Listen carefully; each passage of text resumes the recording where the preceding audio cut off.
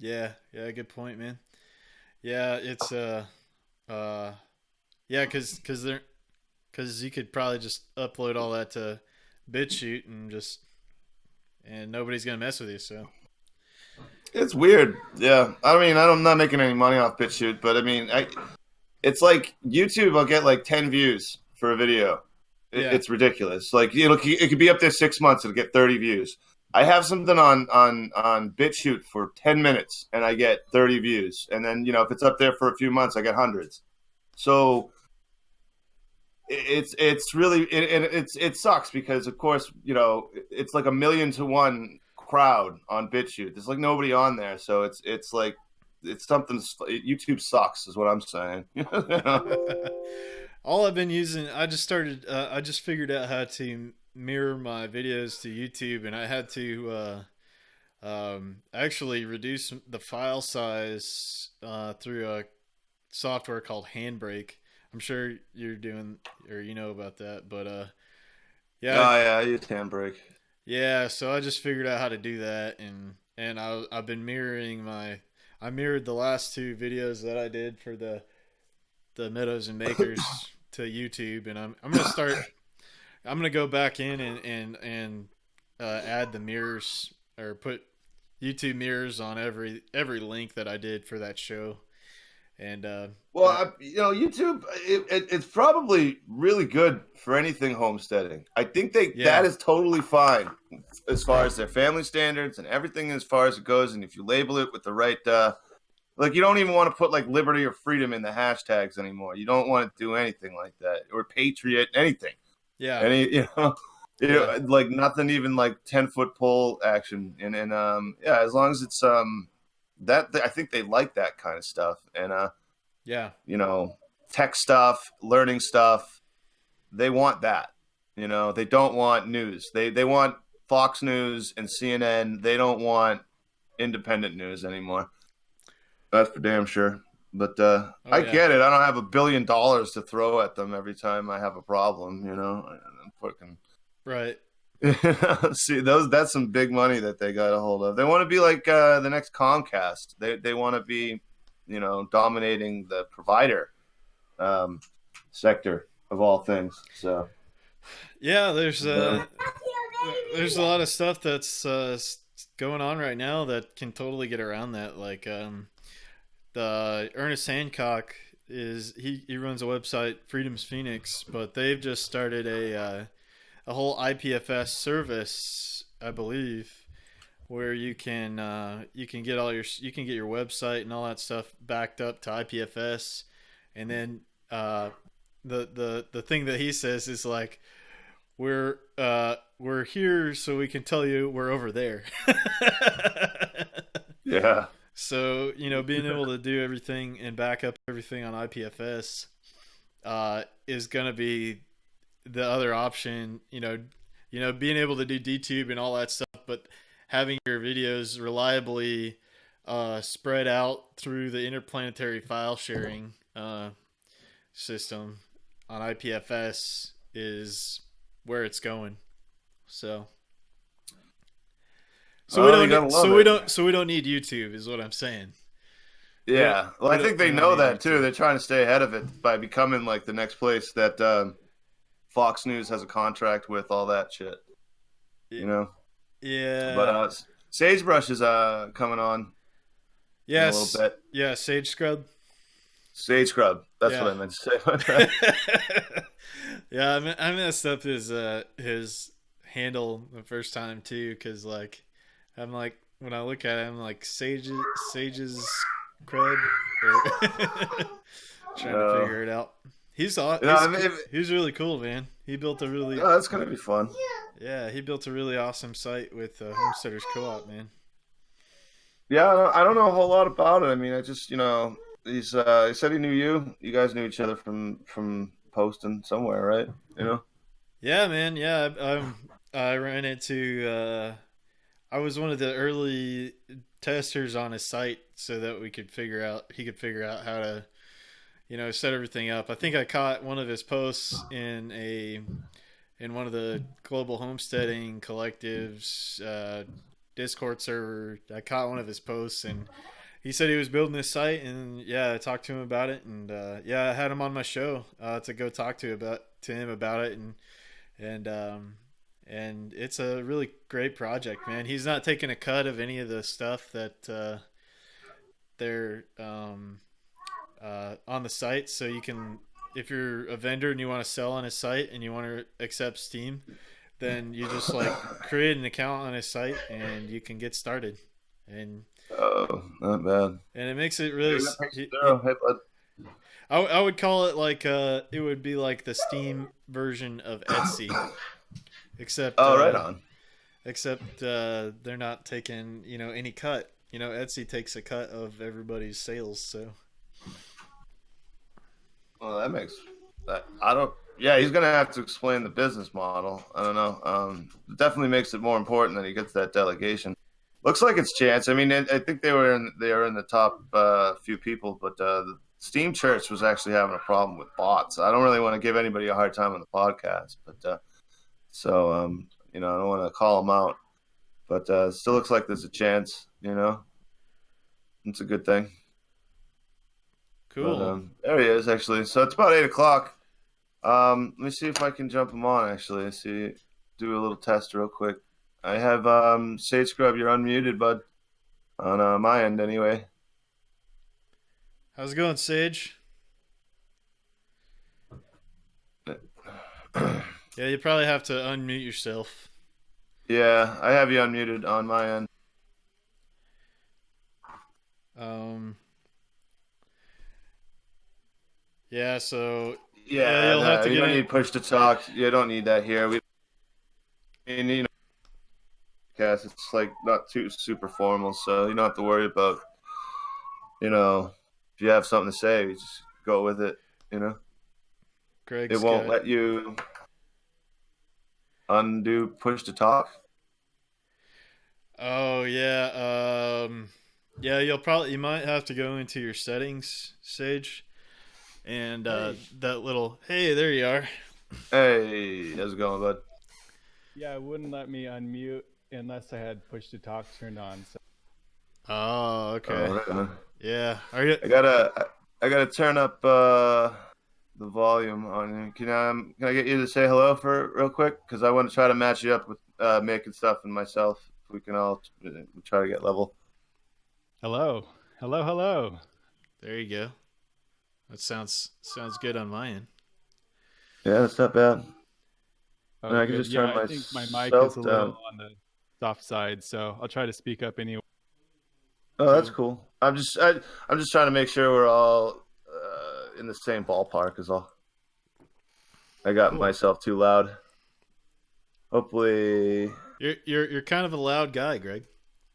uh, do my I do my best. I absolutely do my best. Got a good projecting voice.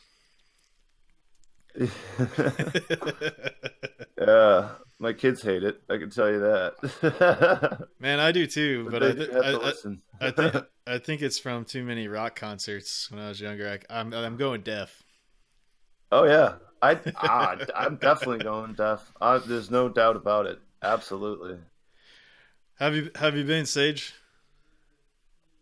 Oh, doing really good. Yeah, and I'm really glad to be here. I really appreciate you guys bringing me on, and Yeah. glad to know about Information War because it's pretty new to me. Yeah, man. Thanks for coming on with us. Yeah, it's a good time, dude. I'm glad to help you out. I'm Awesome, sorry, I'm thank you. smoking too much. I'm gonna probably smoke during, but it's all natural. I promise. Uh, yeah, I don't know. We do about an hour. Try to keep it at an hour. Sometimes we go over, but yeah, I don't know if you want to do what are you around for? Do you want to just hang out and tell us what's going on with the project? Do you want to talk about a couple quick news stories after, or what do you got planned? It's all good for me. I mean, I'm pretty easy. Oh, Yeah. sounds good. Yeah. Sorry, Yeah. were you asking me or making stuff? Oh, I was asking you. Yeah, I mean, I didn't want to put you on the spot. I mean, I wasn't going to do anything like crazy as it goes. There isn't like too much terrible sensationalism. It's just uh, just what do we got? We got a Trump one because his former lawyer Matt Cohen got busted. There was a tax story. I don't want to talk about like Jesse Smollett or anything like that. I can tell you right out of the gate. It's not the day for that, you know. But Yeah, yeah, I'd say let's bring Sage on for a chat, and then we can go into all that stuff later. you guys down? Sounds good. Yeah, thank you very much. All right, cool, man.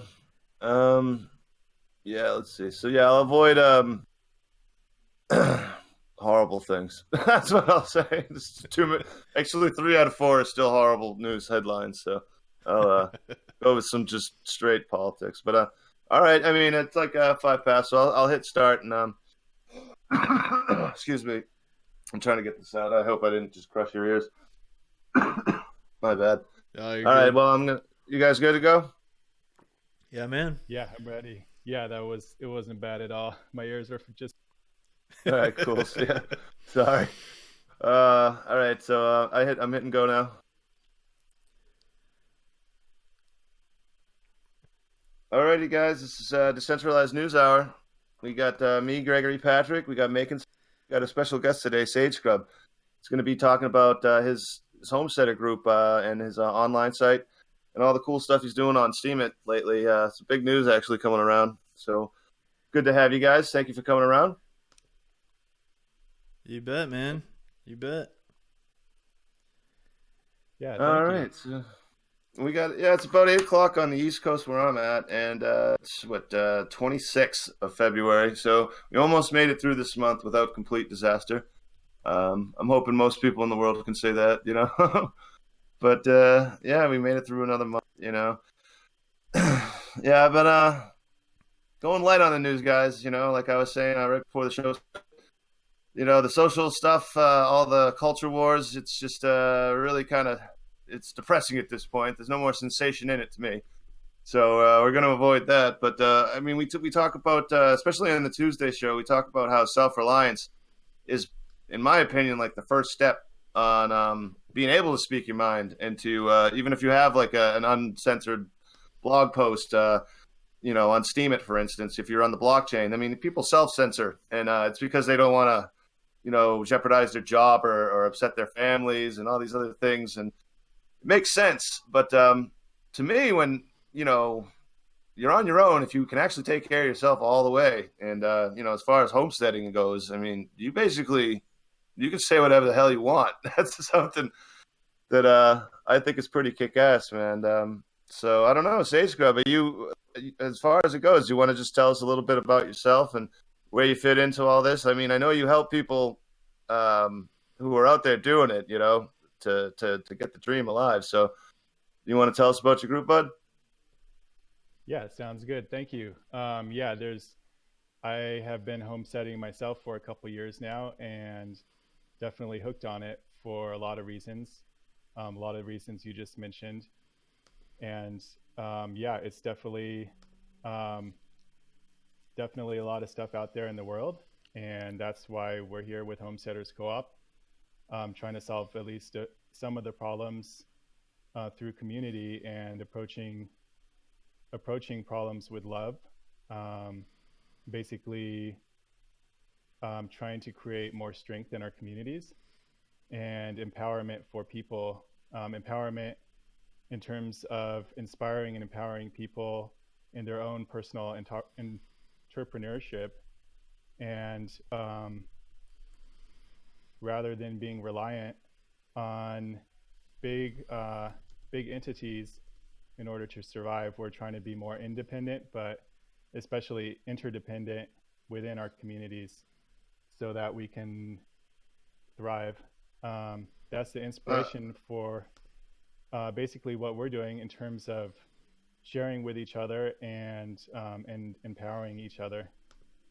That's one of the things, I mean, that caught my eye when I was reading through some of your stuff preparing for today is, you know, for me, because I've been in a city my entire life, and if I wanted a homestead, I have to get basically out of the Northeast because land's really expensive, and even if you do own it, there's a lot of property taxes on bare land, which is somewhat unusual for the United States. Most people only pay property on the taxes on their house itself, and their land is mostly left alone. And not everywhere, but a good amount of places do that, and certainly isn't the way of it around here. So, but it's terrifying because then I got to go 1,000 miles away, and I have no idea. I don't know anybody, and it's like really depending. Doesn't really matter what your job is, and unless you work for a place that'll transfer your job, it's a terrifying thing. So anything to have that peace of mind. Okay, I can probably make money off of this or that.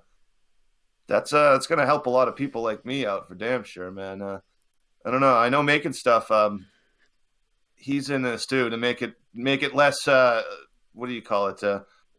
An obstacle, like something that's like undoable. Is what I'm. For a lot of people, that's what it is. It seems like it's even if they want to, that it would be impossible in their mind. So, I mean, I don't know. I mean, you want to take some of that? How do you get to get in on this, bud? Yeah, Sage. So, uh, I got in contact with you early on, and you were able to let me come on as a vendor because I have some homemade products and stuff. So what kind of could you talk a little bit about like what all kind of products that you're looking for and the type of vendors that you're looking for the website? Yeah, definitely. In terms of being a new homesteader, it can be really daunting. But one of the things that I find that's just so beautiful about this lifestyle, and also farming, like small scale farming in general and homesteading, I find that there's a lot of people, those communities that are just super supportive and super helpful. And it's more about reconnecting with nature and also, of course, being more self-reliant. But people that's on these paths, they realize that we are more dependent on nature and we are more dependent on each other because we can't do everything ourselves. But we're trying not to be too dogmatic about what it means to be a homesteader. And really, what we're trying to do is we want a better world for our children. So we're trying to reward people that are making efforts in their lives to be more sustainable and to leave a more to be more eco-friendly in terms of trying to take individual action to help with some of those ecological and sustainability challenges that we have. And it's really tough because our culture is just not really rewarding us for that. And it's our culture is rewarding like rampant consumerism.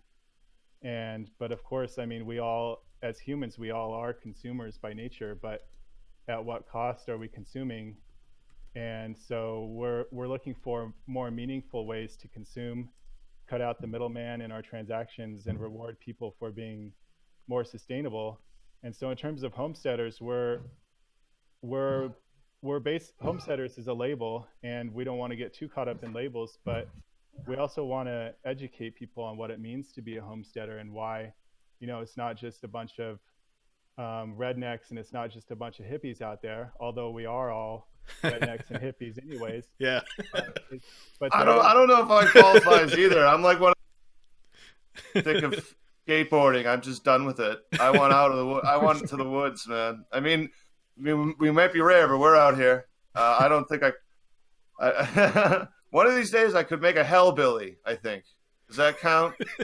yeah, you're a skate steader. Yeah. Um, yeah, it's a really cool thing that you built, and could you talk a little bit about like if somebody's looking to join, like what the a little bit about the process of getting started? Like I have a buddy of mine, Robbie Olson, actually, that's hanging out in the audience with us today. He's got a couple of ebooks about aquaponics, and is interested in getting on the thing. So what's the process for him to get his own little vendor site going? Is it just could you go over that a little bit? Yeah, aquaponics is awesome. I haven't tried it, but definitely see huge value in that. And yeah, just to expand a little bit on what I was saying before, just trying to be more about sustainability and encouraging people that are on the path to be more sustainable rather than um, rather than just encouraging rampant consumerism. So we're trying to encourage more sustainability. So like even urban homesteaders, um, gardeners, people that's in it for all the right reasons. Um, but yeah, in terms of becoming a vendor, I just posted a link where we describe what we're looking for in our vendors and what we're offering in terms of a marketplace for vendors, and it kind of outlines some of our values that we're looking for. And yeah, it's basically we're looking for people that's helping us make a more sustainable world, take more sustainable actions, and definitely aquaponics has its place in that. That's really amazing because that's more eco-friendly. It's welcoming a more like holistic attitude towards raising our food and independence, and all those are great things. And yeah, as a community, I think one of our, outside of being a marketplace to support a market, I think our community has a growing value in that we can spread a message about sustainability and about community strength and about what is a homesteader and why a lot of homesteaders are doing what they're doing despite all the odds and despite it being hard work and despite it not making a lot of money.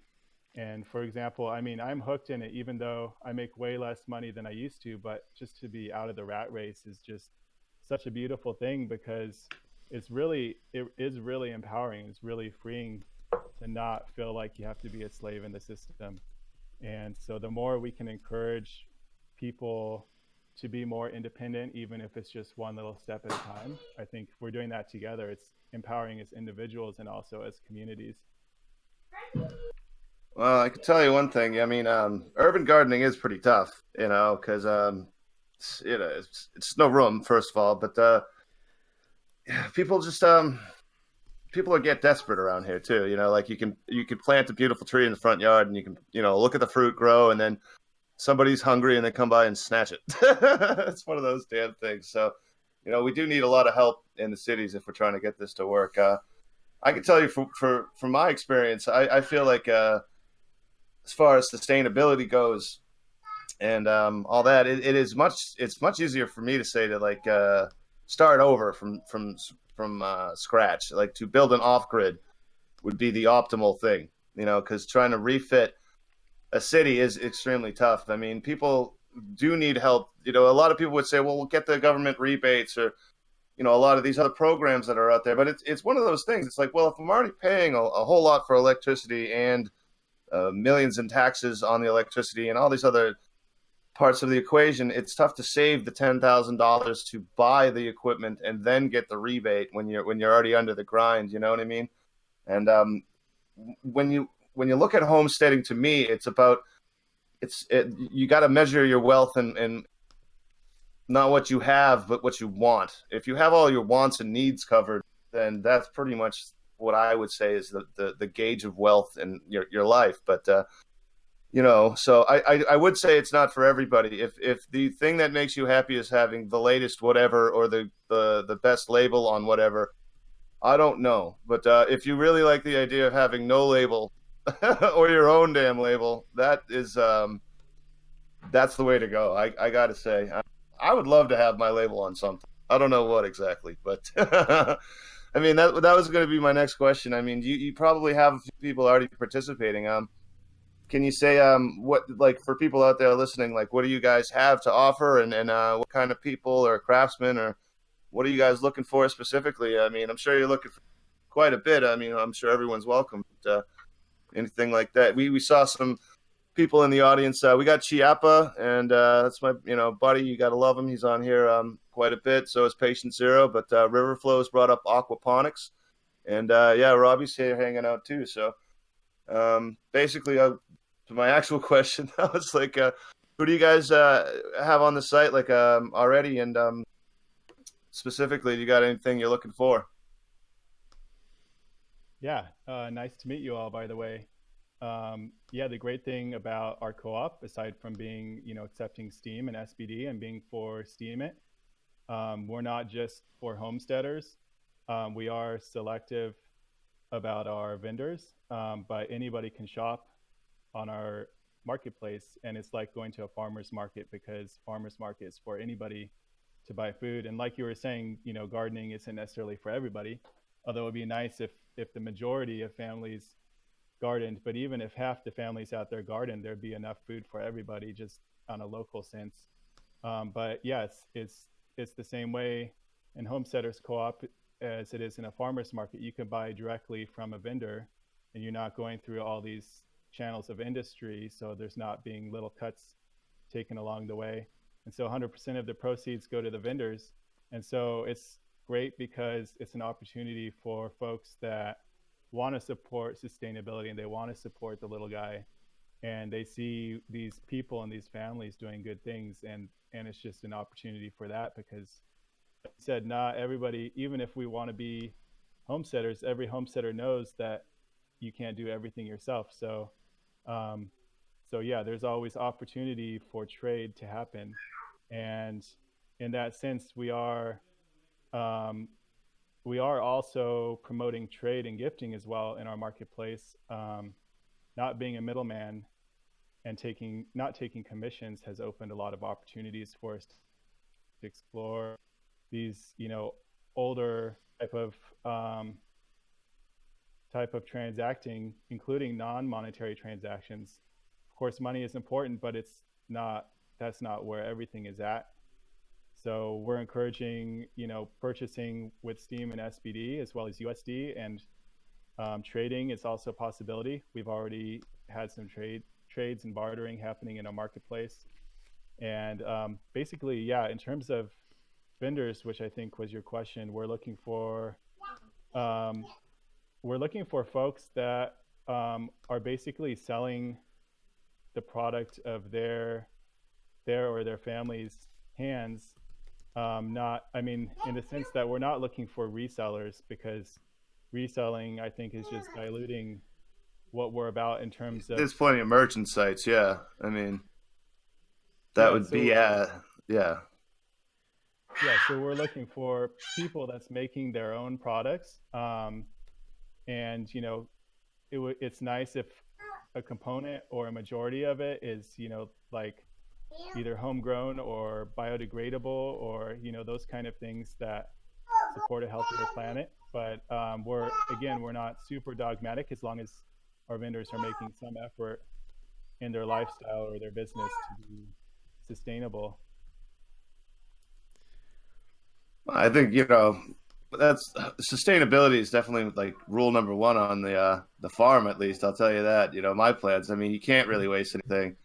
I like the idea of not taking anything in that you can't do anything with. Like I think about all that stuff before going out there. It's like, okay, how much plastic am I bringing, and what the hell am I going to do with it once I'm out there? Because I mean, there's really even a landfill is really not an option to me. I mean, it's not going to get rid of it. It's just burying it someplace you never look at it. But if you're on the homestead, you don't have access to the landfill. Because I plan on going to a place with not a whole lot of infrastructure. I've been dealing with society on my back kind of thing. It's almost like around here, it's they want more out of the average citizen than they offer back. I can tell you that. One of my encouragements for getting out, as being on your own, there's less people in your pocket constantly. So you'll probably hear me complaining about that a lot, you know. But pretty amazing that you're able to sustain that without the middleman fee. That's impressive. That's pretty awesome, man. Yeah, it's been actually, a lot of things changed since we got started, which actually wasn't that long ago. Late last year, we were doing some beta testing, and then about early January, we launched for real and started just trying to get the word out on Steam. But originally, we did start as a middleman in the transactions. Even though we weren't taking a cut, we were kind of like the central payment, just because it was easier in terms of the technology that's out there. But then, but because we're not taking a cut, that allowed us to explore. And as we went along, we had time to build in, make it make it easier for the peer-to-peer transactions to happen. So even though we're a centralized website, we have a lot of decentralized components. And I mean, for example, we're an international marketplace, and now we have vendors, about I think 23 or 25 vendors in about 10 countries, and maybe roughly half of that is United States, and the other half is outside United States. And we have vendors selling all kind of stuff, which I think was your last question. Actually, kind of got sidetracked there, but we have people selling things that gardeners might be interested in, like seeds and soil, and but then we have things that anybody might be interested in, like clothing and artwork and soaps and food like honey and herbs, just a whole range of things. And we're not really here to say what you should or shouldn't offer, as long as you kind of fall into what we're looking for as a vendor, and as long as you're not reselling products in there. And a couple of our vendors are even offering services now. Like, for example, we have one vendor offering healing services like medicine card reading and Reiki healing, which can be done remotely even. And then we have another vendor that's offering spiritual healing consultations to help kind of unblock spiritual blockages and help you kind of like move forward in your life in terms of getting past these blockages that's holding us back from being who we want to be. Um, Another great thing that's come out of our co-op is just community interaction and community strength. And for example, I just want to share a link here real quick. So I'm going to let go of my key. I'll be right back. Yeah, I think that's really cool, man, that you got their services involved with the co-op as well. I actually was listening to a show with Ernest Hancock earlier in the week, and he was actually talking about this very idea, was that once we can have a Joe and Sue say that they can barter for different things, like, hey, I got I need some solar panels up on my roof. Well, I don't know how to do that, but Joe down the road needs his well dug. Can you do that, and things like that? And so a system like this, kind of a barter thing, if people want to choose that as well, is being able to use cryptos is a really great thing. And I'd like to. I'm gonna drop your name to Ernie. I actually met him during the Libertarian National Convention, and maybe see if you can go on his show, which is Declare Your Independence, and talk about it as well.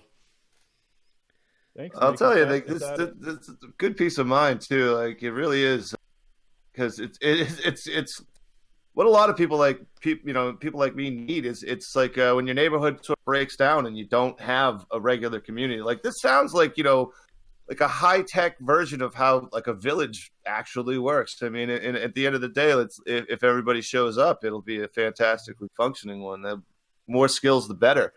That is it, like I said about peace of mind, though, like knowing that this is out there, just like, because I'm used to not having a neighborhood and a community like a normal person would want. I'm trying to find that someplace else, but again, you can't force something like that. You just have it or you don't. You can look for it as much as you want, but if I don't want to keep looking physically. I don't want to have to like move my family around 15,000 miles every 10 years. I think I'm done with that. I want to do that one more time and be done with it. So, like I said, peace of mind is everything when you're doing something as well. I mean, like I always say, it sounds nutty in 2019, but I can't imagine what this conversation sounded like when people were actually settling out west of New England, for God's sakes. I mean, like this conversation 200 years ago was probably a lot more intense, Now we have satellites and solar panels.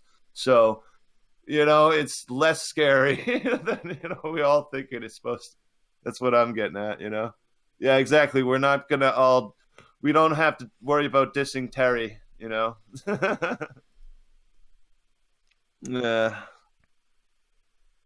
Yeah, it's crazy because we have it so easy compared to back then, but then at the same time, like a lot of that knowledge that was kind of commonplace, we've lost now. So in a sense, we do have it is a struggle to kind of gain that back, but luckily there's a lot of people around with that knowledge. And yeah, our marketplace isn't here to replace local community or local vendors and farmers and artists and things like that, but at the same time, like you said, not everybody has that option We really don't. locally. We need a backup And for sure. yeah, and then also we're all kind of, a lot of us are figuring it out together. Not all of us were born into homesteading or sustainability, and so it's like this Steam, for example, is a great place for us to just come together and learn together. And not only that, but not just learning, but encouraging, because just having the support and inspiration is like, we have all these emotional needs as humans, and having that met through community is really important. And yeah, that I just posted a moment ago a video that River Flows of natural medicine community put together to help kind of explain what Homesteaders Co-op is all about, and she did just a fantastic job. It's a 3-minute video, and I highly recommend checking it out because it's just one of the things I like the most about the video is that it highlights how special our vendors are. And so a lot of people are really supportive of what Homesteaders Co-op is doing, but it's not really the website. The website's just a venue. It's really about our vendors, their stories, and what they're doing in the world, and what they're bringing to market, and the connections that are being made between the vendors and the customers. So we're promoting real connections and not just a transaction, because yeah, that's something that's lost with money. Money solves the problem of trust, but it doesn't really. It kind of turns our transactions into more like anonymous transactions, and we're trying to bring the community back, because rather than just focusing on making money, we can really focus on supporting each other as customers and vendors, and blurring those lines, and into just being friends and community and family. But yeah, I'd love to see if River Flows would like to come on and share a little bit about her involvement and also her community natural medicine, because what she's doing I think is really important for STEAM as well. Yeah, absolutely. Because I can unmute if that's something you want to do. But we have to talk about what's going on with the uh, the community that we're doing. Because I mean, to me, all you got me at like I said, the peace of mind. Like I mean, you can come on a show any day of the week as far as I'm concerned. But the feedback is pretty good. I mean that. Steam, it helps, it makes a lot of people's efforts worthwhile, I think, because a lot of us are putting our heart into it, and it's probably harder to compete with like people who are just saying the right things, like it's like a fine-tuned message that's specific, like for a news guy like me, if I wanted to go hard left, hard right, and find like a niche, you know what I mean, and preach to a choir kind of thing, it'd be a hell of a lot easier. But Steam, it's a place where I think a lot of people hang out, and just the recent news with you guys making this D poll is a good example of that, because the varying amounts of subject matter and groups that are on the list of people even eligible for this $20,000 prize that's been handed out is a good statement about the what's going on over here. You guys are doing really good in it too. I wanted to help you guys get some airtime, get some people out there, everywhere, if they can sign up and give you guys some support there. It's 20,000 steam power. Oh yeah, It would be cool if that was $20,000. But that's yeah, a big push to definitely get out and vote for the Homesteaders Co-op in that poll, and we can all help him win the delegation from They Call Me Dan. Yeah, we have some pretty stiff competition, but I have to say that I'm pretty proud of what we've done, because being kind of competing in this D poll has given us kind of a kick in the butt for a new community to learn how to market itself, and we've come together as communities, and we've gained a lot in a short time. So it's actually really exciting for us. It's not really about winning; it's about getting the word out there about what we're doing, because I love our vendors to have more financial independence, and I'd love for this to grow. We don't need to grow to be the biggest marketplace in the world, but we would like to grow to a sustainable point so that our vendors can have some extra income and be more independent. Yeah, I just posted a link to a challenge that we have going until the end of D poll, and um, it's basically asking folks to write a post what they appreciate about Homesteaders Co-op. It's not hard to enter, and everybody wins. And there's a little steam for the folks that put out some good word about us, because yeah, every little message that we have really helps spread the word about what we're doing. Because yeah, I mean, we have a lot of folks interested, but we're still new, and we could still use little marketing pushes here and there. So yeah, especially the grassroots kind of marketing is really helpful. So if you guys are feeling inspired, we'd love you to help us out.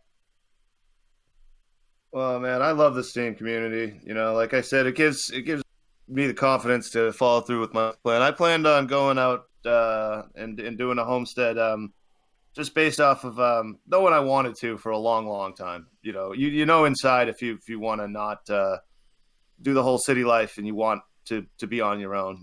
The independence. I mean, you can tell too. It's if everybody else will tell as well. But I thought to myself like, hey man, I better do something to come up with any kind of revenue source so that because again, like there's so many variables. Like you want to be able to make money, even if you can't completely self reliant. You can't be like cash free because you might break a leg. There's certain things to consider. So I like helping out the STEAM community quite a bit, man. Like this is one of those things. I eventually do want to start, putting out, homesteading posts more often. But right now, if I try to do it in the winter, you'd be seeing me shovel my driveway. That'd be about all I could accomplish. So it's really not all that great coming from me right now. But soon enough, I'm gonna really start cranking in on as well as the politics stuff, man. I'll tell you, it's good to know that there are people out there that are they're gonna be listening, because this is a it's a never ending amount of material there. It's like the news. It's nonstop innovation, and yeah, it isn't really about living hard. It's about thriving. Making stuff talks about that a lot. I mean, it's good stuff to hear, man. I mean, I would love it if you could tell us, like your take on like survival versus thriving and stuff like that, man, and how you help. I will have to bust some people's balls on some news in a minute, though. I have to get your opinion on a few things while we have you. But I would love it if you could just, like, you're the homestead master too, making stuff. You want to tell us about how you're doing it, man?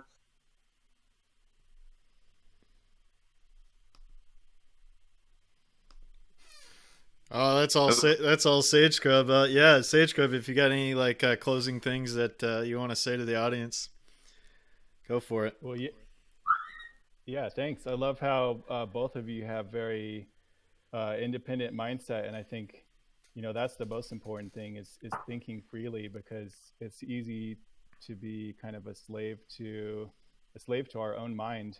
And I know I've been there, and just kind of waking up and coming out of the layers of the matrix has just been really empowering. I think that's more important than owning a piece of land. But even without owning land, we could do a lot to be homesteading. Before I kind of left suburbia, I was starting to pick up skills, and I was going volunteering on farms, local farms, which there's not a lot where I was living at the time because it's very suburban, but there were a few local farms. And that's when I learned that lesson that farmers, for the most part, of course, it's like not 100% true, but most farmers that I've met are just super generous people.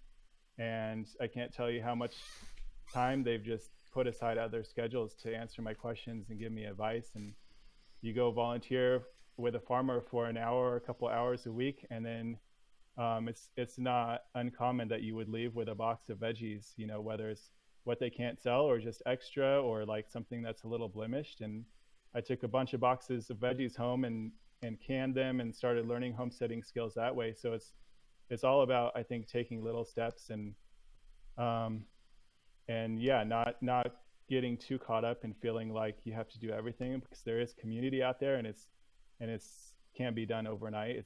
It's definitely like an ongoing thing. In terms of surviving, that's like, I've been thinking about that a lot, because my perception of surviving has changed a lot, because the world that we're in, I realize that I'm surviving every day, because just like there's so many epidemics around us, like diseases and um, cancer and everything like that, and there's epidemics of like just being dumbed down, and anything we could do to survive those things, like teach each other about nutrition and teach each other about thinking freely, is so important. Because yeah, like Robbie says, the waking up part is like, it's really hard. We want to go back into our comfort zones, not easy to wake up. And so the more we can be loving and caring of people around us is really important, because it's really easy to get back into that defensive space and just kind of like build walls around us and just feel like, it's all about ourselves. But I think to survive is so important to like to embrace those around you, because the more we feel like we must be independent as a single person or as a single family, and like I just think that it's really important to embrace those around, because it's all part of letting go, and letting go of those systems that control us. And the more we are, holding people further apart from us, like whether it's someone that thinks differently or has a different political perspective, the more we do that, then the more that we are staying controlled, and we are staying in that kind of like cycle. So I think surviving is all about embracing and letting go. So that's Certainly, I'll tell you, like when it comes to politics, it's getting worse when with the party system, with the tribalism and everything else. It seems like politicians are more and more wanting to tell us how to live. I mean, I will go and back a politician that says, live how you want, and I'll try to protect your freedom to do whatever the hell makes you happy. That used to be a thing, but now there doesn't seem to be anyone to rely on that's actually got our our independence in mind. It seems out there. I would love to get your opinion on a few political things while we have you too, because more often than not, we have our themes and monikers. I mean, we really do try to be, like I said, a third party kind of thing. We don't really want a narrative, when it comes to information war and the decentralized news and all the groups that we operate out of through Steemit to do our curation and things like that. It's tough though, because the echo chambers are almost like they're forming on their own. It's like a natural thing. Like people are drawn to each other magnetically over things like this. But that is it's bad news if, like, say it got into people trading their skills, for instance. But it seems to have. I would like that to happen. Any more any more separation on here. I mean, I think I don't know if that softens everything up as much as I could possibly for any kind of news. But I mean, I'm not embarrassed to say that I voted for Trump, and I thought he was a crook at the time. I just thought the other one was even more crooked too. I think you know what I mean. To me, it was not a good decision, because Ron Paul wasn't running. So I didn't know what to do with myself. That's my only defense, really, if you want one. But I want to, before I throw my two bits in, there's a story in here from Washington. Michael Cohen, he used to be the fixer. He was Trump's attorney, and he was. These people just seem like gangsters to me every time I talk about them. I'm not gonna lie. I write articles about it. I'm pretty open about how I feel about this group of people. But, I feel like the government itself is like a mafia in their own right. I don't like either system. I don't like the private gang or the public-owned gang myself. But Michael Cohen was on the Senate Judiciary Committee. It was a special hearing, and he lied about a Moscow real estate project, and they were grilling him on about dates and things like that. It wasn't like he completely tried to hide it, but he muffed the timeline and did stupid shit. And yeah, this is something else. So I mean, I don't know if I have a succinct question in here for anybody, but you know, what do you guys really think about Michael Cohen? And you can, I mean, if you want to go on about Trump himself, I won't stop you. I won't at all. But this situation, it's like the end of the Mueller probe. This is the whole Russia thing. So if you can tell me, because the news will come out tomorrow, what he said and what's going to happen next. But anybody's thoughts on this situation would be great. my thoughts. I just want to say thanks, Sage Scrub, for coming on Oh, he's and, gonna hang out still, right? and giving your piece. Yeah, you're welcome to hang around and give your 2 cents on the issues here too. But just thank you for coming and sharing it with the audience what you have going on with the Homesteaders Co-op. My 2 cents on this is, man, a lot of these news stories are distractions. Like, a lot of these things are to get us in a state of fear and to like always be like kind of playing one side against the other. And it's really comes down to realizing that that's the game. And once you realize that that's the game, then you can see that it's a distraction, and you can choose to focus on creating a better reality for yourself and the community around you. So a lot of these stories, who know, I think the whole Russia thing is just totally bogus. But there is no election in this country, it's a selection. And Yeah. it's the big corporations and the bankers that are running the whole show. There's a whole thing behind the scenes. It doesn't matter who's in that office. They're mainly they're just puppets.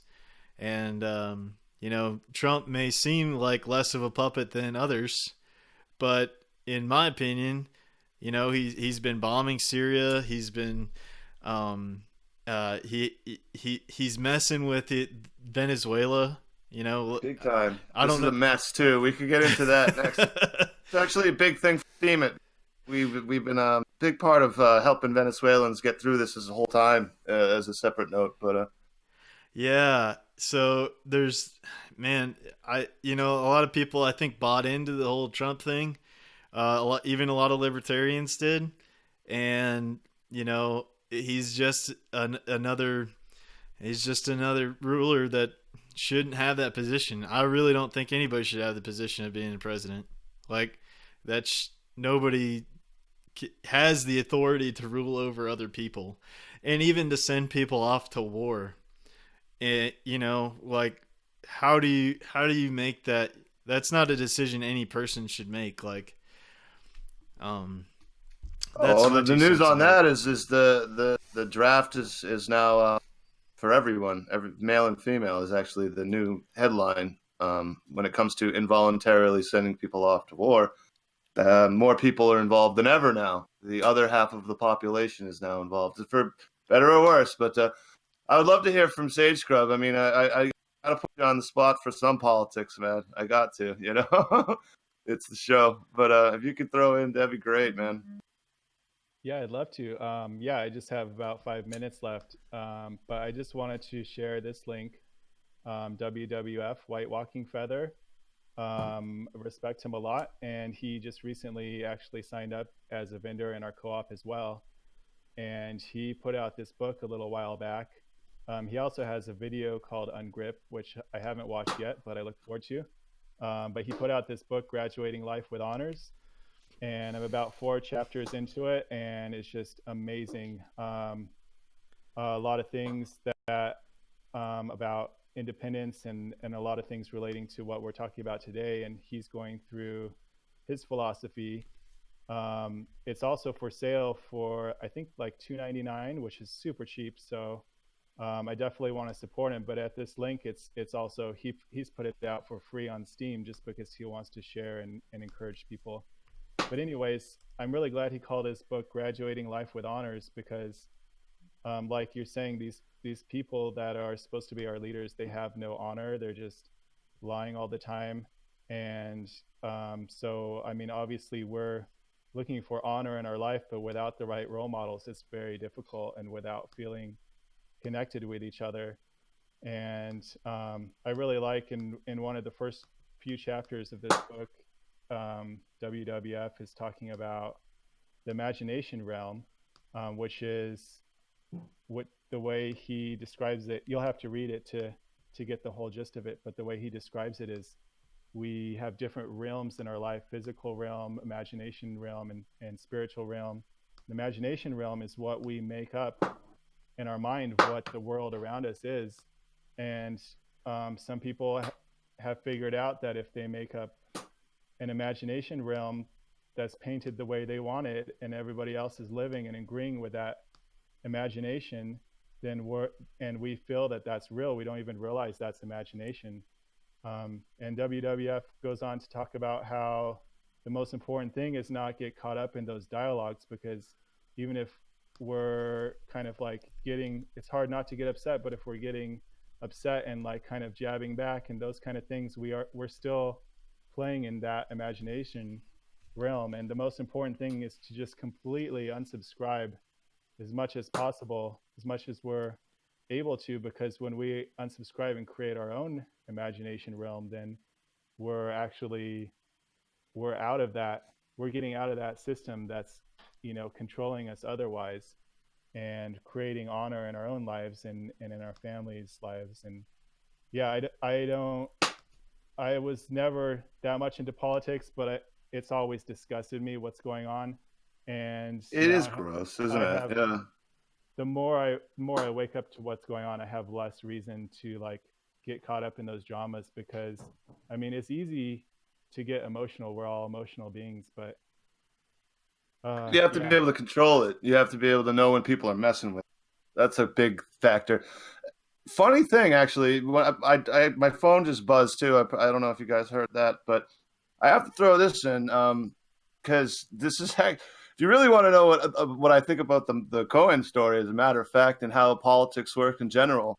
I just got news. I just won the Deep Dives 11 contest for stating my opinion exactly. Check this out. And when I was telling you guys I love Steam, I love Steam it, dude. This is just a great place, man.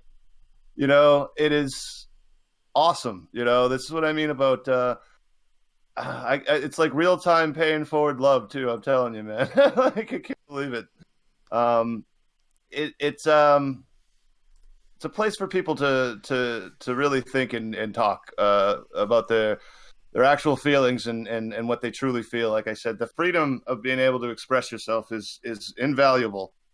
It absolutely is, and this is just, like I said, a community thing. Like Deep Dives is it's not a part of the Decentralized news, but I'm telling you, man, like they keep doing such great work and helping with this. Like I said, this one particularly is about the Clinton era, because that's the vast majority of what the subject I was, the WikiLeaks has, but I think in it says directly, it's like, if things don't change in about 5 years, this is going to be about Michael Cohen and Trump. Like, the WikiLeaks dump is going to about their corrupt stuff.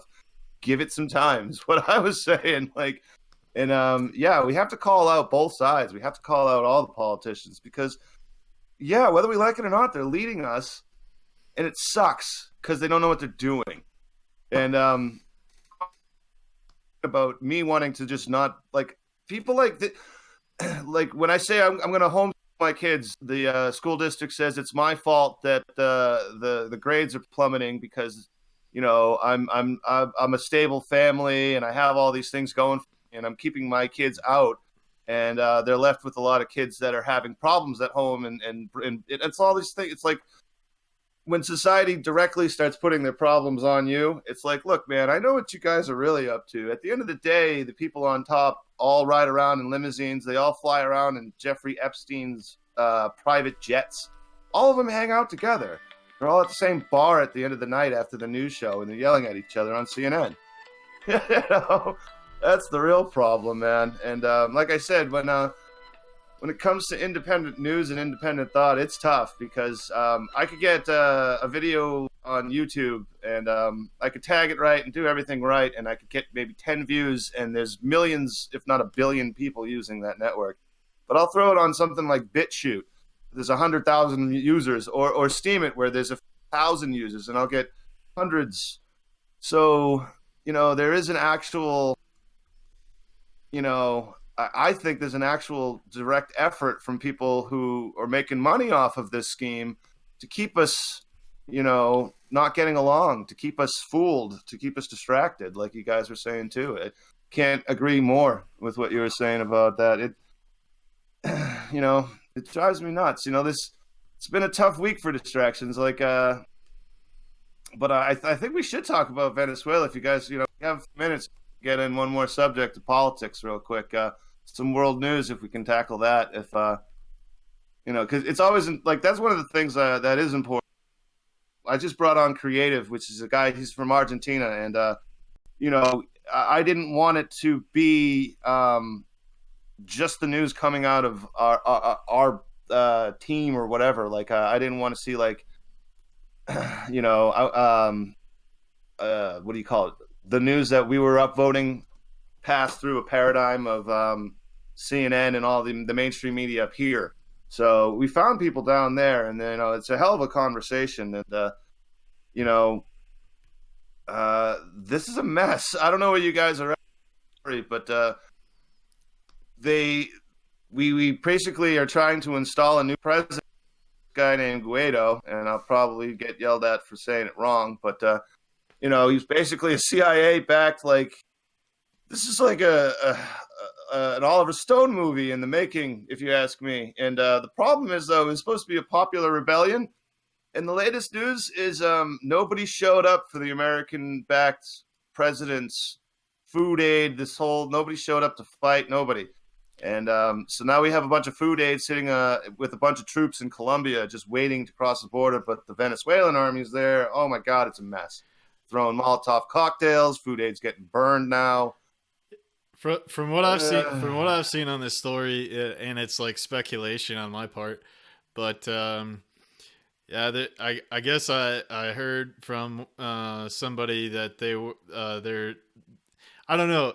Yeah, I've read the book Confessions of an Economic Hitman, and I think everybody should go out and check that book out. But oftentimes the CIA is involved in these operations, and that's what some speculation is that the CIA is involved in sending guns and weapons down there with the aid, and so the actual Venezuelan army is actually kind of trying to keep that out of the country.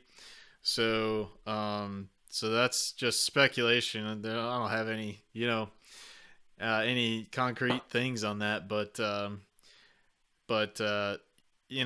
recommend everybody checking out that book, Confessions of an Economic Hitman. Oftentimes, there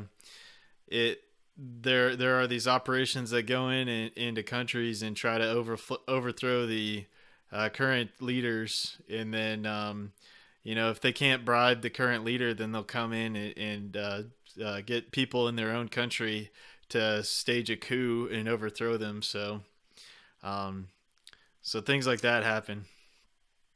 Hey, sorry Well, to interrupt, but you had to go. I wanted to say thanks again for hanging out with us and let us know what's going on Steam It, man. You had to take off.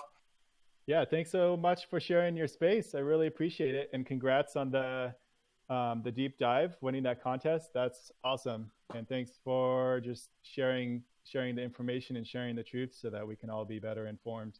And yeah, I'd love to follow you guys and stay in touch, and maybe even come on from time to time. I really appreciate you guys a lot. Well, a lot of guys were on that deep dive post that I posted just for me. So if you know anybody that doesn't really know what we're all about, that's a pretty good source of, varied topics and stuff like that. That wouldn't be a bad way to let them know what we're doing. So I appreciate everything you're doing. I really do wish you would. If you can link anybody one last time to get them over there. I threw in my vote, man, and I encourage everybody else to help you out. Yeah, thanks again, Sage. Yeah, thank you guys. I'll definitely be reading that, and yeah, glad to share it. And yeah, let's stay in touch. Thank you so much. You Cool, bet. man. Peace, But brother. yeah, this Venezuelan thing. I mean, even if it makes the show run a bit, I got to tell you, man, complicated. Like this food truck burning thing, we have video, Yeah. and it's a mess because we have lots of video, and it's all chopped up, and it's all, but depending on who you want to believe, it was Guaido-backed protesters, like dressed like Antifa almost, with the bandanas over the faces, throwing Molotov cocktails at cops. But cops are a loose term in South America. Also, they're paramilitary. I don't know what the fuck to call these people. They got bigger guns than cops around here typically carry, and I bet you they have no problem shooting you because they will not get called out by Don Lemon for doing it. They will shoot your ass. So I do not want to call them cops, but I don't know what to call them exactly because I'm sure there's a better term down there. But anyway, they were not letting the food trucks go through, so people got violent and shit got burned. And so, were they standing near the food trucks? Well, I don't know. I mean, is it their fault that the food trucks burned because they were standing near them, or is it the guy that threw the cocktail that was on fire? I mean, fucking A. Whose fault is it? I mean, it's a Yeah. mess. I knew this was going to be a mess. I knew that food aid was a catalyst, and it was going to be a massive problem. Yeah. Yeah. So, why we get involved in Ron Paul talks about it a lot is, we get involved a lot in entangling alliances with other countries, and it's just ridiculous. Like, who are we to like what? Who are we to tell a country what they should be doing? Like, it's none of our business. Like, they need to govern themselves, and with this whole thing is like blatantly like overthrowing the country. It's like it seems like in the past it was definitely CIA operations that kind of do it all in the dark with the confessions It's of like it's on economic the hitmen table with thing. the Doesn't this seem like blatant CIA? Like Yeah, this is, like I said, yeah, we don't need Oliver Stone. We're watching yeah. it happen. I I know, and mean, they're telling us now. Yeah, they're telling us that they're doing it. yeah, yeah. We So got this great guy. Everybody loves him. It's time to get the government, and everyone's like, yeah, let me know how that goes. It's like, maybe there isn't as much support for it. See, I don't know. I mean, this isn't like something I can judge because seriously, if I hadn't eaten in 6 months, I'm like, I'm fucking government. I'm gonna sit right here and you let me know how it goes. But I mean, I'm so anti-war. I don't know what it would take to get me to throw Molotov cocktails at anybody. I don't know what it would take. It's not something I've ever done. yeah, Um, so Robbie has a good point. It says, so how is it that we know that it's a Trump administration coup? And he said it stinks of CIA. Yeah, I mean, yeah, Bolton and what was it? probably a good possibility. It's just Tiepa CIA. Yeah, knows. I don't know. What was that guy's name? Elliot Abrams, right in front. I'm like sitting here, my eyes rolled back, trying to figure out who's actually, bring democracy. I mean, see, I don't know. Venezuela has had a problem with their polling stations. I actually, whenever I was doing my job for the city here, running the polling stations, there would always be a Venezuelan news, and I would always I see I didn't know what the hell they were like. Well, they could be generally learning, or it could. What the Well, seriously? Because this because they got cameras, you can't let them in a. You know what I'm saying? It's like, who the hell are these people? But well for they have problems. They want to know how to do it, but Well, for one thing, democracy is horrible. Why they always call it?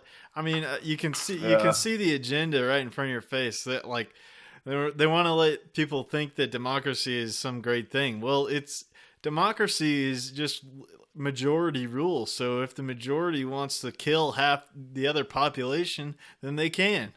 Like because they voted to say that that was okay. Well, it's not okay to kill people, you know. I So it's bet you like, the seal voted against being eaten. yeah, I'm sure it had. If we would, if it had, it's if there was a yay, but it couldn't get its flipper up high enough. Nobody knows. right, It's a right, problem with being. Yeah, it's not a good. It's not going to work. yeah. So you know, this is the thing too. This actually kind of goes back to Cohen and Trump's crew though, because like I'm sitting there, I'm like looking at Roger Stone, and I'm looking at was it Paul Manafort the other day because all this stuff. I'm like before because I'm like I was dead set to take Roger Stone's side and just be that guy. I'm like I fucking injustice. I wanted to, but I'm like okay before I do that. So why were they involved in a civil war in Angola for the entire stretch of the 80s? What? They were hanging out with warlords and doing what? Selling guns? What the hell is this? Like I just found all this stuff. It's like again, it's like well, they weren't doing that for the government. They were a private citizen, private like I don't go to Angola and get involved in civil wars. Like I don't even think Indiana Jones does shit like that. I don't know what the hell they're talking about. Like who are these fucking people? You know what I mean? Like how does this go down?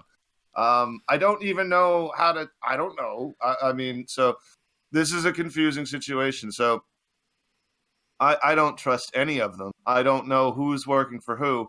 You know what I mean? Like, I want to be like, okay, well, like Roger Stone's probably on the side of America. It's like, well, if he's over in so he's not in Latin America starting coups, but he's over in Africa doing it. Oh, I can't just. I mean, seriously, it's like. I don't know what I don't know. Like I guess it's oh man, because I don't know where these guys get paid is what I'm pays you to go to Angola to oh, assist a warlord. it's Like you the know what I'm saying? Like there's it's some fucked up shit going on. I don't understand. it's the big banks, man. The World Bank and the IMF. Yeah, in that book, Confessions of an Economic Hitman, is the guy talks about how he was hired by a firm to go do economic reports of certain countries, and so he would. Part of the processes of overthrowing different countries is that they send in a guy to give them as much information as possible, like how they can, the climate, things about the economy, different things like that. Well, this guy, unbeknownst to him, he finds out later that he's a contractor for the International Monetary Fund and the World Bank, and they send him with like suitcases of money to a country to go try to bribe the leader in the government. Have a meeting or something with him, and if they don't take the bribe, then there's people that come in. They try to get people to take out the leader themselves in the country, Yeah. and then if that doesn't work, then they send in the jackals. Like it's a fantastic read for anybody that's on this path of looking in and questioning. But yeah, for all the current news, like man, I don't. I think there was something that was put out a long time ago. Is like that's one of the goals of the CIA is to confuse people, to like make so much information out there that like people will be so confused that they won't know what is reality. So you know that's Well, kind of the point where we're at in the media, I believe. just for a side note, I tried. There's a story I want up, and I realized how petition like a member of the royal family got caught up in a honeypot situation. Like he took the bribes from I think it was Russia. But see, the point is, I have to put a disclaimer on this story because if you look up like Asian honeypot, Um, You're gonna get some you're weird not gonna stuff. find you're not gonna find the story I'm looking for. I'm betting it would take you a while, and you might go down a different path. I had to give up on the search before it started. Is what I'm saying. Yeah. So yes, you might have to check the details. But there's this guy like he took the. He was a diplomat or a I don't know. That's the problem. But you know, he accepted the bribes and didn't do what they were saying. So they sent in a group of like the thing they tried to. And again, I wouldn't even bring this up because it would just seem immature and irrelevant. But this is what they were trying to bag Donald Trump on.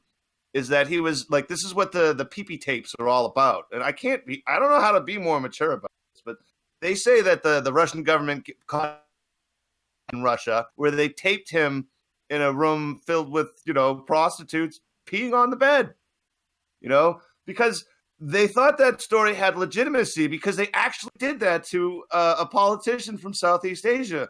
But they threatened to release the tape, and he's like, they were like, we're gonna ruin your life. And, oh yeah, go ahead. And he's like, look at this shit. I screwed like 3 Russian models all on tape. Everybody check it out. And it totally backfired on them. And I'm pretty sure they abandoned the whole thing when that happened, but they were trying to do, probably get like, you must sell out gas in your country or we show your wife hooker porn. And he's like, yoo-hoo, yeah. But I mean, like, it's again difficult to verify this. It's not something I think I'm going to lean on if I had to save my life. But I really wish that this wasn't the stage in actual legitimate politics is where we're at. Because, like I was saying, this is where we're at. They're talking about this situation with Michael Cohen today on the Senate floor.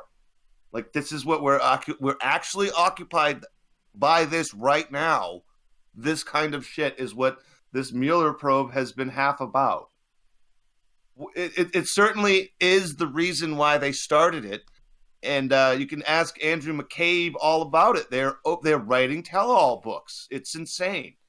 So, yeah, I don't know, man. This is like, don't trust your leaders. This is how they act. That's all I'm saying. Can you believe this shit? It is so bad, Oh man. Well, I don't know. I don't know. Yeah, I don't know. I got the George Carlin mentality is like, I got rules, and my number one rule is I don't believe anything the government tells me. Yeah, man, that's a good rule. That could be right up there in the top 10 of my rules for life. Should write my own damn Jordan Peterson book. And it won't be about like cleaning your balls. It'll be like, don't clean your damn room. Yeah. Remember the lobster. Don't forget about the lobster. Yeah. Oh, man. There's the quote. Rowdy pulled it up. We'll know our disinformation program is complete when everything the American public believes is false. William Casey, CIA director. Yeah. That was right before I was born. Explains a fucking lot. Yeah. That's a good one. I might have to keep that one. Yeah, heck yeah, man. Yeah, there was recently released a video of Mark Passio. If you're not familiar with him, he gave a great speech at it was one of his recent talks he did at the Anarchapulco conference down in Acapulco, Mexico. And he explains a lot about the state of the world and what it takes to really turn around the guys.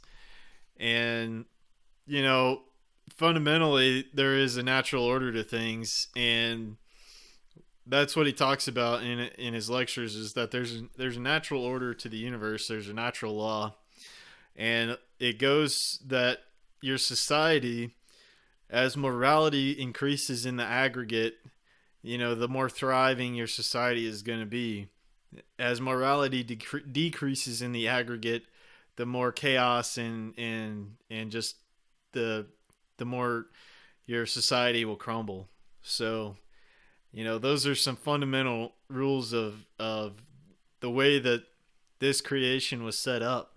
And and you want to know why everything is going downhill is because nobody is trying to practice being a moral person, and a lot of it is just the breakdown of good in the world, and starting a lot with the family unit. I think if you're not pushing toward living a moral life and trying to spread good in your community and in your family, I think it really just starts with the family and having a good, strong family unit with a mother and a father that raise good kids.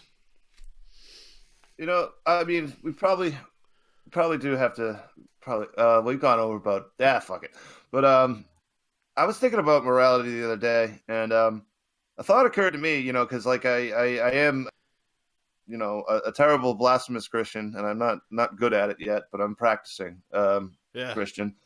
I'm getting around to it. I'm working on it every time. But it was kind of funny because like a lot nowadays want to reevaluate the morals and things that you just spoke. Like it's something that we have to revisit. It's a necessary thing.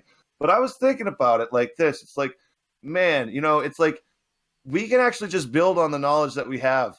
We don't have to take apart the stuff we have. It would be like for us to like, oh, okay, well, we need to get to the store and we have a car. We should take apart the car completely, and then we should go to the store after we put it back together. Or it'd be Yeah. like we have to build a new car. Well, I have this owner's manual, for my old Toyota. We could start by looking through that. And it's like, nah, that's been translated from Japanese. We don't want that. It's like, dude, it's a fucking book that explains how cars work. We should read that. We have it. Why would we waste our time? Right? You know what I mean? It's like, Yeah. sort of like if the information is there. I mean, even if you don't like it, like, or if you go, okay, well, this sucks because I don't even want a combustion engine, but you should at least know a combustion engine exists before you start thinking you invented a car.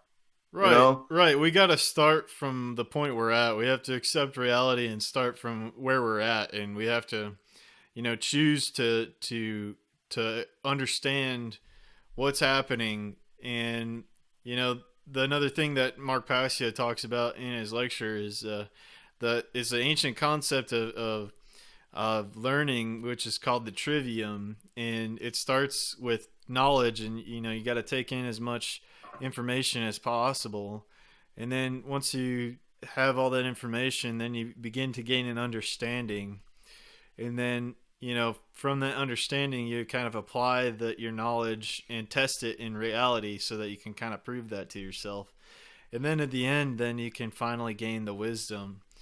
And so that's a critical part of learning that we don't really get to go through in growing up in this society as it stands right now. But it's a critical step in actually learning and critical thinking that that we all need to adopt, and to from this from our standpoint now, we need to just start moving in a different direction, and really understanding what is happening in the world, and then actually being able to test it and take action. A lot of what I think a problem is right now is that we have a lot of apathy in the world. A lot of people that think somebody else is going to fix the problem, but it's up to us to fix it. It's we have to take personal responsibility, and we have to fix the things in our immediate surroundings and our circle of influence, and then that can ripple out. But it's our own responsibility to change things and actually take action. Well, I'm telling you, man. Like that's what I'm saying. Like we need to do stuff. We need to progress things, and that's why I feel like I have such an issue with progressives that want to waste their times picking apart fights that we had 5,000 years ago. That's what boggles my head, dude. It's like, what the fuck, dude? We've already hashed this out like 2,000 times. We should probably move on to a new issue if we're going to call things progress. Because we're at a point now where, like I said, politicians are telling us what's moral. We got like Alexandria Ocasio-Cortez, whatever the fuck, and she's saying she's not saying that having kids is wants to have the conversation. She wants us to be able to ask the question on whether having children is immoral because it's killing the planet. It's like, oh fuck you. How about it's just like, how about we work on a solution on why instead of even considering that question? How about we start talking about what we're going to invent to fix it? But yeah, what I bring, I don't want to bring her in just to drag her down, but like everything she says and does, fucking new, and it frightens me because she sends children to Dianne Feinstein to go to her office to say, you need to sign the Green New Deal. And she's like, I've been here for 35 years. You don't think I'm an environmentalist? My name's Dianne. I invented the movement. And these kids don't, like, I'm talking the school children don't know. Their teacher doesn't know. And Cortez doesn't know either. She doesn't know, like, she doesn't know who's come before her. She doesn't know what ideas have been proposed. She doesn't know what legislation has been proposed. She thinks that nothing has happened since, before the day she showed up to Congress. That's the mentality of a lot of people. That frightens me because they want to talk about morals like it's a brand new conversation. It's like, dude, there's a book right over there with 5,000 years of this exact conversation.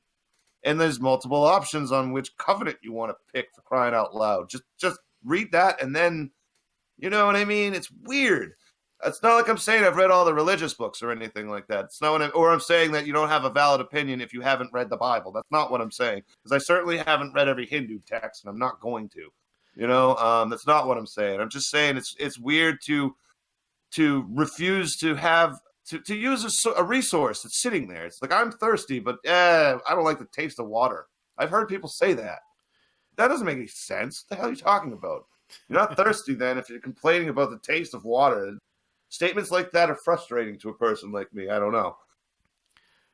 Yeah. So Robbie had a good comment that, well, for one thing, if we could release a lot of these suppressed energy technologies, there would be total abundance for everyone on the world, and abundance of water and clean energy and all kinds of all that stuff. We can clean up the oceans and all that really quickly with a lot of this technology. And technology is the point. Yeah, that's what I mean. But if you're going to call yourself a progressive, don't talk about taking airplanes out of the sky, because that's not progress. And definitely don't talk about solar panels, because those have been around for 2 generations. It's not exactly the newest, hottest thing. Well, there's other technologies that are just really suppressed. That we should make cars better. We should make solar panels better. But a lot of that's held back. Yeah, talked to. We talked in the past about this. Like, even the windmill technology that is out there is such a farce, because there's the windmills that exist are so inefficient that I was thinking about that. Yeah, they're very inefficient. The way they have the gearboxes set up so that they can output a certain amount of power, but they have to constantly change the pitch of the blade to be able to not kill themselves in the gearboxes. And there's a lot of advanced stuff that they'd have to put on the blades or on the windmill itself to predict wind speeds and to be able to alter the pitch and everything like that. I learned about it when I was in research engineering. It was a big topic at one of the international mechanical engineering conferences, was how to mitigate the breakdown of these windmills, because they're breaking down so fast. They're very unreliable. And so, come to find out that there was this guy, James McCanney, that he looked at this problem as well and realized that and looked at it from a physics standpoint and realized how inefficient that the windmill and these three blade windmills are. and he like totally redesigned the windmill to do something that could output, a substantial amount of power and not lose any of the wind energy, and then be able to, also do it in lower wind speeds and things like that. So um, it's there's a lot of technology like that's one that's out in the public, but he released that one and won the or was a runner up in the X Prize for water abundance. And so there's technologies like these, like that's not even that's not even a minuscule amount of what could be brought out if a lot of these things could just be unsuppressed, and really if the government's just got out of the way. um Well, if that's if yeah, we can get man. the governments out of the way and these regulators out of the way, there would be such innovation overnight. I mean, I believe there would be such innovation overnight that the world could change dramatically, and we would live in an age of abundance if the governments and central banks would just die and go away. Well, I'll tell you. Well, I want to never be. I want to get out of debt. For the love of God, there's a that would be the greatest thing. But I like one of the like I always talk about it a little bit. But one of the things like I can't make any promises. I don't want to hype anything because I don't have anything magnificent. But I figure if I had the time and the resources to actually start coming up with new things on a homestead like that, I could probably come up with some sort of invention. Or I mean, again, invention is an odd term because to me, redesigning a tool is perfectly fine to be. I invented this new tool. You know what I mean? It's because what a hammer and an axe. I don't. We could just say I discovered this new technique.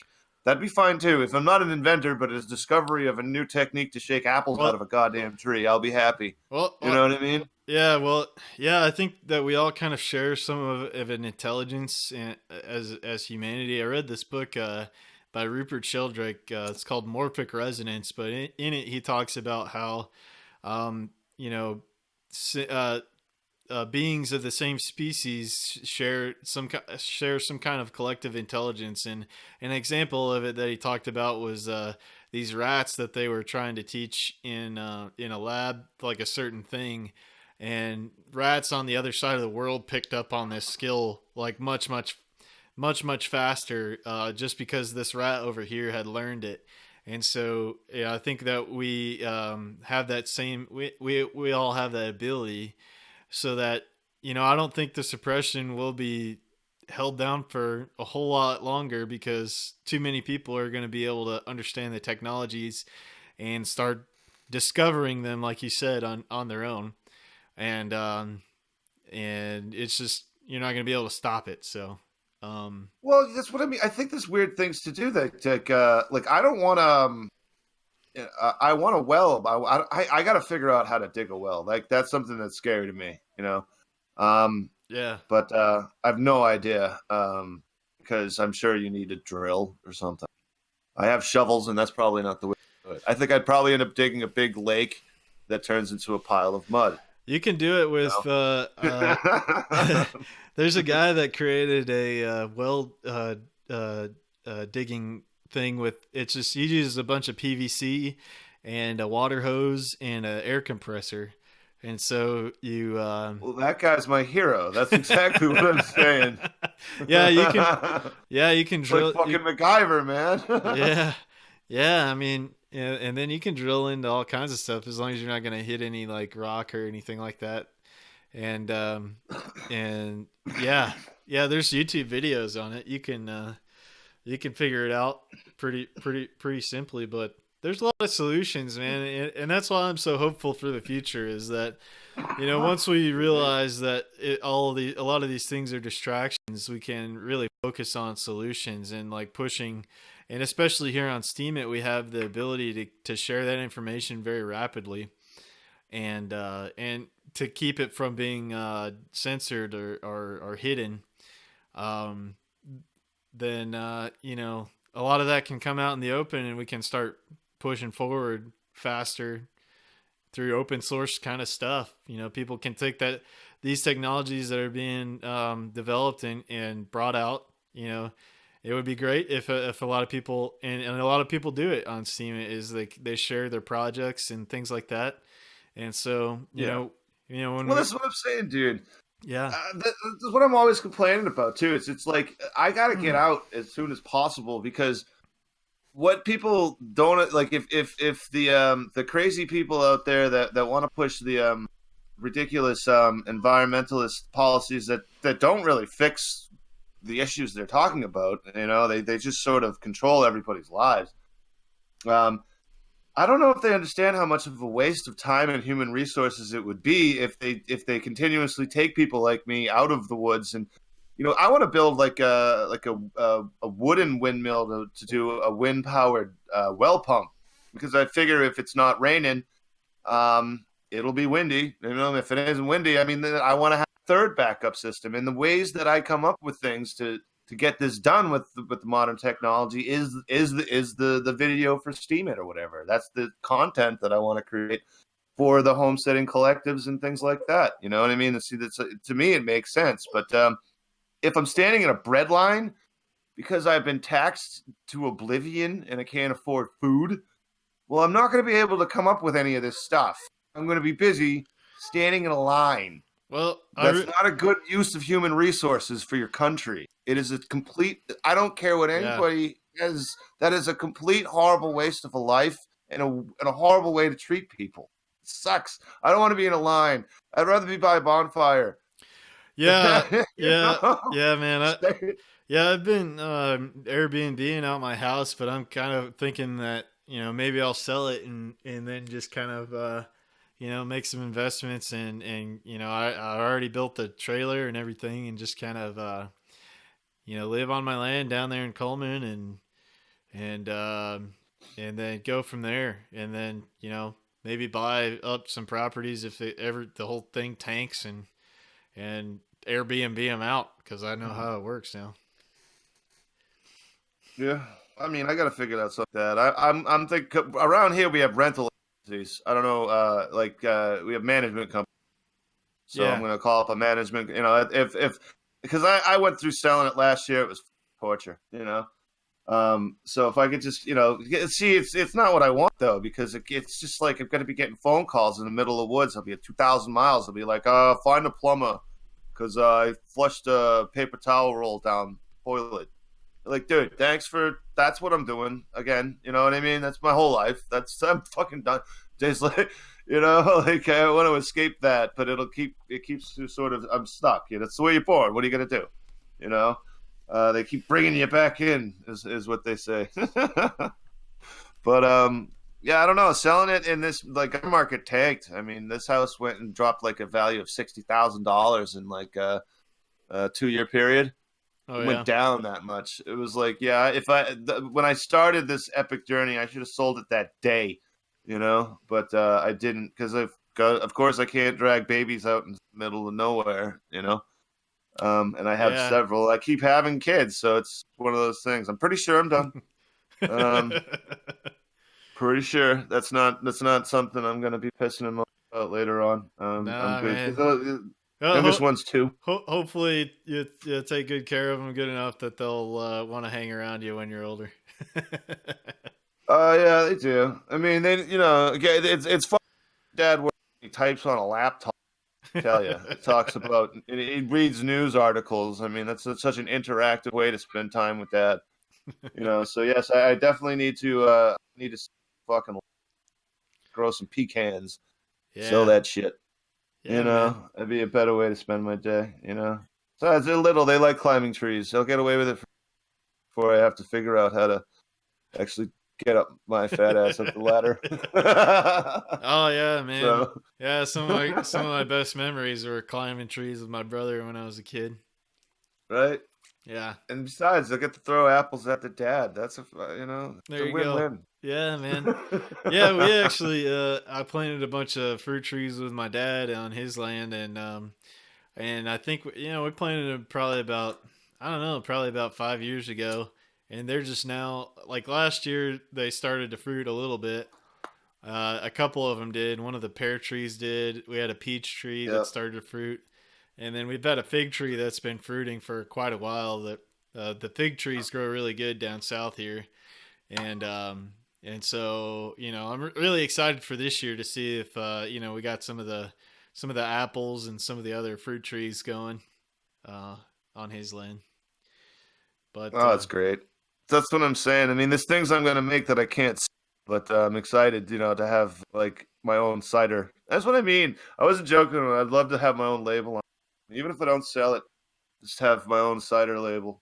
Like that's for guests. yeah, you man. know, Yeah, yeah, Christmas presents and shit. yeah, yeah. We got a local tree uh, nursery here in Alabama that does like a really really great deal on trees. Like, if you're ever looking for something, man, just let me know. Nothing wrong with that, man. I will want shitloads of them actually, because actually that's what I'll send you I. the I mean, I'll send you the list of what he's got and what he's asking for him, and then could definitely, dude. yeah, yeah, and then maybe I Because could. I mean, because how far will he go to like, or could you ship them? How does that work? Ship them Yeah, I like could a ship drop him. I could ship him to you. Yeah. Okay, yeah, because I mean, yeah, I don't know when I'm not. I don't know anybody that's gonna grow an orchard from seeds. That's not happening. So that's actually a big expense, you know. Yeah, yeah, dude. No, yeah, you want to start with the root stocks. Look at that, A Truth Force. Hey, thanks, man. It's awesome, dude. Uh, that's awesome, man. It's been a good day. I think. Yeah, shoot, I don't know if we could. Oh yeah, no, I was pissing and moaning earlier. That's awesome, man. Thank you, dude. Sent Yeah, out the curation rewards and the what do you call it? The podcast stuff. thank you, Truth Force. Yeah, That's awesome, dude. I'm gonna be having a good week for trying to delegate this back out, and I'm gonna be writing my ass off, I think. So I don't know if you got any postage you guys want to drop in, because been going about hour and a half. So it's about probably time to wrap it up. But if you wanted to say or if you wanted to drop any news stories real quick, I'm all about it. the only thing that I was gonna talk about a little bit was this company is called Visive Technologies is out there right now that they're working on something that's like close to the Tesla tower, like the Tesla Wardenclyffe tower back in the day, where Tesla was harvesting energy from the atmosphere and doing some experiments with that.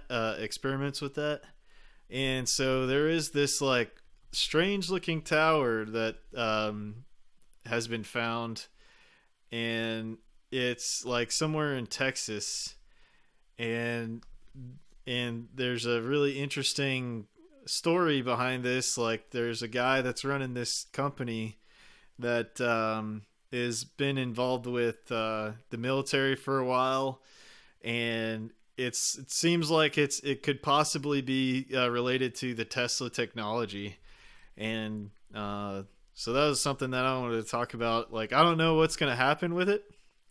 Yeah, Robbie just dropped it, and then that's the company, Visitive Technology. But there's a video on this where these I guys think I saw something yeah, there's a back up video to on that. this That where is pretty awesome. these guys are driving around somewhere in Texas, and they find this thing, and they're like, "What the heck? That looks like the Tesla tower." And so they went up to it, and you can't get on the site. And then they looked up the company. There was a sign out there that said the company's name, and they looked up the company, and it's related. It's here, this Visive Technologies company. So where it's gonna go, I don't know. Are they gonna use this for like just military applications? What are they doing? So in their on their website it says visive surface wave systems utilize a long theorized but never successfully demonstrated terrestrial electromagnetic phenomenon known as Xenic surface wave. Our surface wave technology has wide ranging applications for communications, navigation, and energy delivery. Low frequency surface waves can propagate around the globe from single location until now unachievable efficiency. Clean, safe, reliable wireless power will bring valuable resources to parts of the world that don't have consistent access to necessities like potable water and life saving medical treatment. So, this is something to look at, you know? What are they going Yeah. to do with this thing? I don't know, you know? Are they going to use it for good? Are they actually going to commercialize the technology? You know, what's going to happen with it? So, keep your eyes open for that. Anything secret is automatically awesome, and if they don't want me to know, or it would be difficult to find out, I totally want to know. It's really all Yeah. it takes. Yeah, It's so really. yeah, so Robbie's like Robbie thinks it could be a soft disclosure on some of these energy technologies. Yeah, I don't know. It's a possibility that we're going to start seeing some rapid rollout of technologies like this. Yeah. So Well, I'm that's what down. I mean, that's what I wanted to talk about.